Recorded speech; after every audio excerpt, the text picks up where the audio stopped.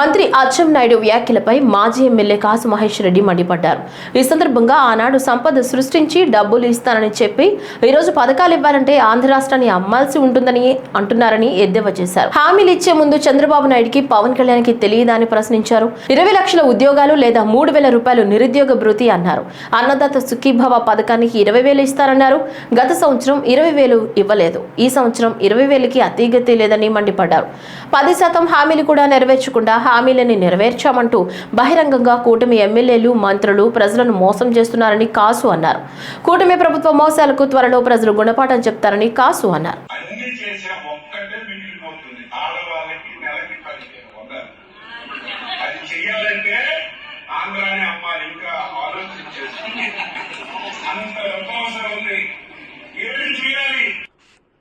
చూశారు కదా, రాష్ట్ర మంత్రి మాజీ తెలుగుదేశం అధ్యక్షుడు అచ్చెన్నాయుడు గారు చెప్తుంది, ఆడవారికి నెలకి 1,500, సంవత్సరానికి 18,000 ఇస్తానని ఎలక్షన్ ముందు చంద్రబాబు నాయుడు గారు ఇచ్చిన వాగ్దానం. దానికి ఎండోర్స్ చేస్తూ పవన్ కళ్యాణ్ గారు సంతకాలు పెట్టి ఇల్లు పెంచారు. ఇప్పుడేమంటారు? ఆ రోజేమో సంపద సృష్టించి డబ్బులు ఇస్తానన్నారు. ఇప్పుడేమో అది ఇవ్వాలంటే ఆంధ్ర రాష్ట్రాన్ని అమ్మాలంట. అప్పుడు తెలీదా ఈ అబద్ధాలు ఆడుతున్నప్పుడు? లేదు, ఇప్పుడు మోసం చేయాలి కాబట్టి ప్రజల్ని ఏది తోచిందో చెప్తున్నారు. కేవలం ఈ పథకమే కాదు, మీరు 20 లక్షల ఉద్యోగాలు ఇస్తా అన్నారు, ఇచ్చే వరకు 3,000 నిరుద్యోగ భృతి ఇస్తా అన్నారు, దానికి దిక్కు లేదు. గ్యాస్ కి రైతీలు ఇస్తా ఉన్నారు, గ్యాస్ కొట్టారు, చివరికి రైతీ మటుకు లేదు ఇప్పటి వరకు. అన్నదాత సుఖీభవ పేరు మార్చారు, సంవత్సరానికి 20,000 ఇస్తా అన్నారు, గత సంవత్సరం ఎగ్గొట్టారు, ఈ సంవత్సరం ఇప్పటి వరకు అతీగతి లేదు. పొలాల్లో మరి పంటలు కూడా వేస్తున్నారు రైతులు.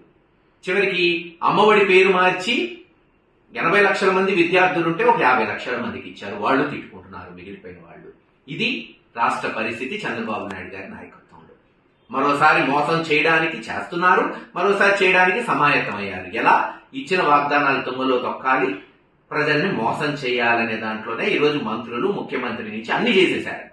అసలు 10% కూడా చేయకుండా అన్ని చేసేశారని ఈరోజు స్పష్టంగా ప్రజల సమక్షంలో అబద్ధాలు చెప్తున్నారు. కానీ బాధ్యత కలిగిన ప్రతిపక్షంగా జగన్మోహన్ రెడ్డి గారి నాయకత్వంలో ఖచ్చితంగా ఎండగడతాం, ప్రజల పక్షాన నిలబడతాం. వాళ్ళు ఇచ్చిన హామీలు నిలబడే వరకు మా పోరాటం ఆగదు. వాళ్ళు ఇలాగే అబద్ధాలు చేసుకుంటూ మోసం చేస్తూ పోతే ఖచ్చితంగా త్వరలోనే ప్రజలు పెద్ద గుణపాఠమే ఈ తెలుగుదేశం నాయకులకి చేయబోతున్నారని తెలియజేస్తారు.